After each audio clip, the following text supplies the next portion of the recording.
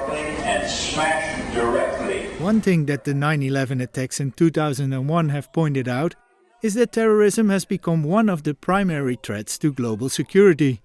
Since then, the fight against terrorism is high on the agenda of NATO and partner countries. No, NATO cannot take a lead role in this. We have sovereign states.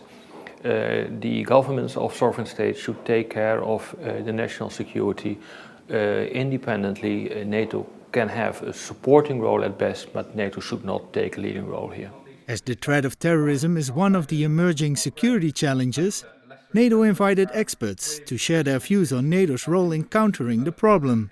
It needs clearly a multinational approach because we are facing terrorism in Europe, but we are also facing terrorism in the Arab states, in Sahel, in Africa, in the Middle East, in Asia. So we need to have a global approach inside Europe and inside the alliance, with the United States, Canada and so on, but also with our friends outside the alliance.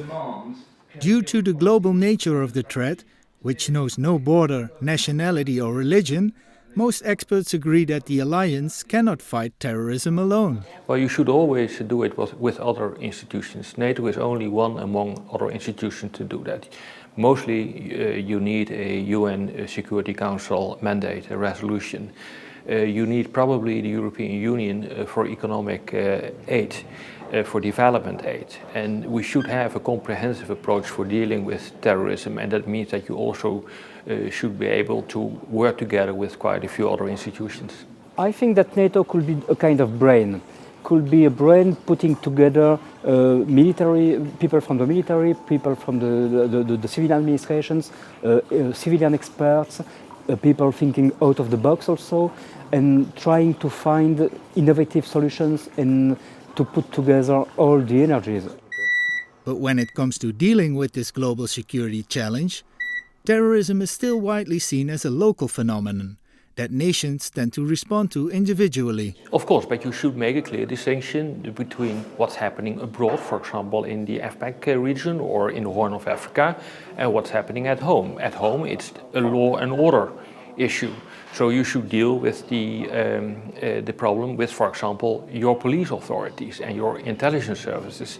So you must make a clear distinction about what's happening at home and what's happening abroad.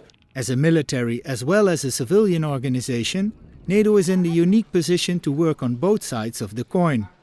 The role NATO can play also depends on how terrorism evolves in the coming years. In some sense, individual countries are working to protect their own territories, but they won't be able to be very effective unless they figure out ways to enhance cooperation. That, of course, is already happening when it comes to terrorism in terms of information sharing. Countries won't know about the terrorist on their territory unless they get that information that is shared within the NATO context and beyond the NATO context. And it's that kind of information sharing, cooperation on law enforcement, and indeed cooperation in military action, if that's deemed necessary, that will be vital and important for dealing with terrorism. That's what NATO is doing today, and it needs to build on it in the future. 10 years after the events of 9/11, one thing is clear.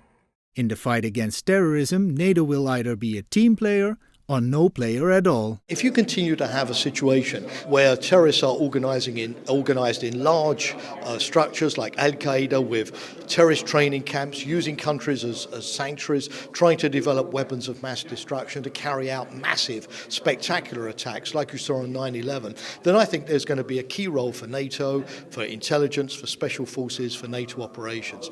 If, on the other hand, in the next few years, what we see is more the type of terrorist that we had in Norway.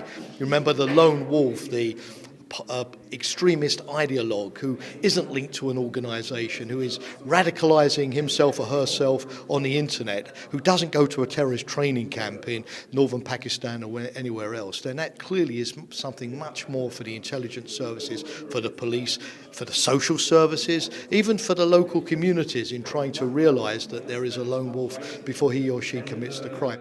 I'm Karsten Reiniers, reporting for the NATO channel from Brussels, Belgium.